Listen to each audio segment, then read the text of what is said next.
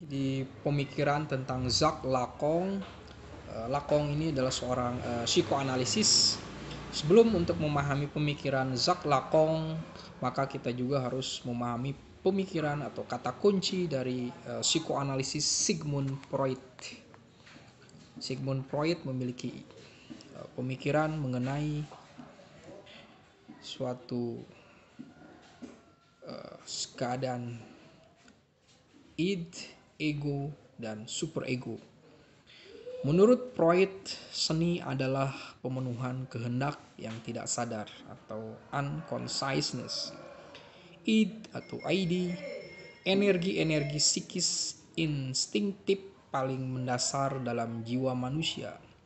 Ada dua macam energi, yaitu eros, kumpulan energi psikis yang konstruktif, membangun dan merawat hidup. Wujud konkretnya adalah seksualitas dalam bentuk libido. Ini id ya, ID. Kemudian ada Thanatos. Thanatos adalah energi psikis yang bersifat merusak, mendorong kematian, anti kehidupan. Contohnya adalah agresivitas. Kemudian adalah id, merealisasikan prinsip kenikmatan. Pleasure principle. Nah, itu tentang ID atau id. Kemudian ada ego, prinsip realitas principle. Ego adalah bagian dari id yang melindungi individu dari dorongan luar. Ego berperan sebagai jembatan antara id dan dunia luar yang menjalankan proses individuasi. Ego berfungsi mengontrol id dan mengatur superego. Ego adalah sebagai kesadaran yang paling dekat dengan dunia luar.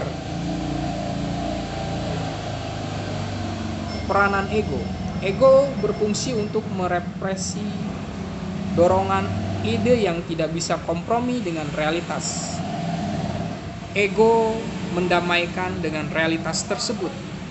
Proses perdamaian terjadi melalui 3 pilihan. Pertama, memenuhinya. Kedua, menundanya. Ketiga, mentransformasikannya. Oke. Jadi itu tugas dari ego. Pertama, memenuhinya, menundanya, dan mentransformasikannya. Superego, suara hati dan ego ideal. Superego adalah introyeksi norma-norma eksternal, larangan-larangan tokoh dominan, hukum yang secara tak ampun dipaksakan ke ego dan dijadikan miliknya. Ego ideal adalah superego yang dipatuhi, dituruti, dijadikan tokoh ideal dalam mengidentifikasikan tingkah laku serta cita-cita menyenangkan dan baik.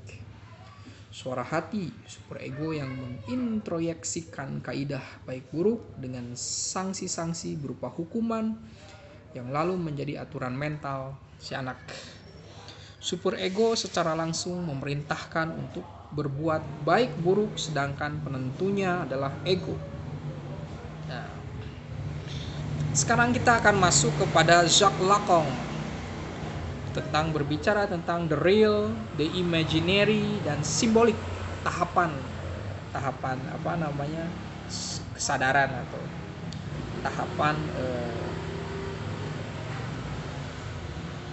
tahapan kesadaran pada subjek, fase kesadaran yang real. Kemudian ada yang imaginer dan simbolik. Ini disebut dengan triad, kategori triad 3. Yang real adalah dunia sebelum ditangkap oleh bahasa atau arena yang belum terbahasakan, wilayah gelap yang tidak diketahui oleh manusia. Kondisi ini adalah semacam kondisi alamiah, the state of nature-nya Thomas Hobbes. Lacan menggambarkannya sebagai saat kepenuhan, keutuhan atau wholeness, unity, yang hilang ketika kita masuk ke dalam bahasa, tetapi yang real tetap berpengaruh karena tidak dapat ditembus oleh fantasi dan struktur linguistik. Yang real ini terjadi pada masa seorang anak berusia 0 sampai 6 tahun. Sang anak belum mampu membedakan dirinya dari orang tua dan dunia sekitarnya, yakni belum menyadari batas-batasnya. The real bukan merupakan bagian the symbolic, tetapi justru arena yang menegaskan the symbolic dan the imaginary. Ia tidak dapat disatukan ke dalam yang simbolik. The real merujuk pada dimensi keabadian dari likeness, sehingga setiap konstruksi yang simbolik ada sebagai sebuah jawaban historis tertentu yang tidak pernah cukup atas likeness. Setiap bentuk yang simbolis adalah upaya untuk menembus batas-batas eksternal yang real. Keterikatan kita pada yang simbolik membuat subjek selalu bergerak ke arah yang real. Yang real adalah suatu wilayah psikis yang belum ada keterpisahan, tidak ada bahasa, tidak ada kehilangan. Yang ada hanyalah pemenuhan utuh dan kesatuan sempurna. Wilayah yang real pada mulanya dinikmati oleh subjek sebagai suatu kondisi yang tidak berkekurangan. Pengalaman atau kondisi sebelum subjek terpisah dari kenikmatan tubuh dan rahim yang sang ibu. Karenanya tidak ada bahasa di dalamnya, tidak ada kehilangan, dan belum ada keterpisahan. Sehingga yang real tidak dapat dimediasi oleh bahasa. Kemudian yang real adalah suatu kehilangan yang tidak dapat diraih kembali ketika subjek masuk ke dalam bahasa atau wilayah simbolik. Dengan demikian jelas bahwa subjek selalu berada di wilayah perbatasan antara yang simbolik dan real. Melalui yang simbolik, subjek berusaha memahami, meraih, dan mengungkapkan yang real dan masuk kembali ke dalam kondisi kesatuan, tetapi selalu terlempar kembali. Nah, gap antara the real dan simbolis ini menghasilkan trauma, dan subjek hidup dengan menyandang trauma ini. Kemudian ada tahapan imajiner. Yang imajiner ditandai dengan proses yang disebut tahap cermin atau mirror stage. Tahap ini terjadi pada anak yang berusia 6-18 tahun. Menurut Lacan, manusia dilahirkan secara prematur, artinya mereka tidak dapat secara langsung mengkoordinasikan gerakan dan organ tubuhnya hingga usia tertentu. Tahap cermin mencakup dinamisme libidinal disebabkan oleh identifikasi si anak dengan aku ideal atau ego ideal. Tahap ini adalah tahap pengenalan awal dirinya sebagai aku sebelum kemudian masuk ke dalam wilayah bahasa. Masa ini merupakan masa peralihan dari tubuh terfragmentasi pada gambaran totalitas. Pengenalan diri dalam cermin menghasilkan perasaan kesatuan diri yang narsistik. Ketika si anak melihat gambar dirinya terpantul di dalam cermin, ia akan membuat identifikasi imajiner dengan gambar tersebut. Si anak kemudian dengan gembira dan kagum melihat dirinya dalam cermin. Ini adalah sebuah penemuan kedirian. Namun, apa yang terpantul dalam cermin mengalami distorsi. Artinya si anak masih tergantung pada yang lain untuk keamanan fisik dan kesejahteraannya. Tubuhnya masih mengalami fragmentasi dan tidak terordinasi. Tahap ini harus ditransendensikan dengan individuasi berikutnya. Tetapi tahap imajiner ini berlangsung terus dengan perangkap serta distorsinya dan terulang kembali dengan orang lain. Karena itu analisis Lacan memberikan pengaruh besar pada analisis budaya kontemporer, iklan, televisi, ikonografi pop, dan media komodifikasi politik. Semuanya memainkan peran kunci dalam pembentukan identitas, gender, dan aspirasi, di mana masyarakat mereproduksi diri dalam tatanan imajiner. Pada tahap cermin, subjek beralih dari kebutuhan primer, need, dan tuntutan, demand. Yang imajiner itu bersifat narsistik. Kebutuhan dapat dipenuhi, namun tuntutan tidak pernah terpuaskan. Karenanya kita dibawa ke arah suatu kekurangan atau lack.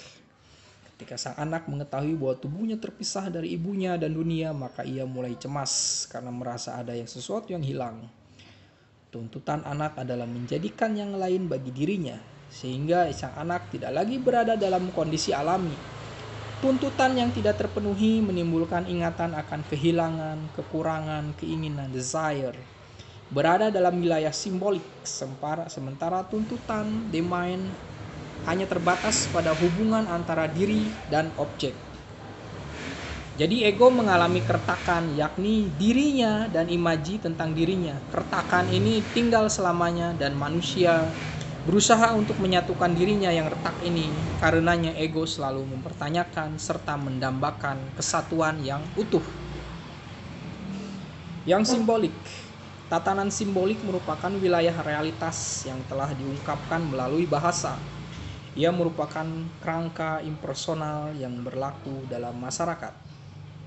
Sebuah arena di mana setiap orang mengambil tempat di dalamnya. Tahap ini terjadi pada seorang anak yang berusia 18 bulan sampai 4 tahun.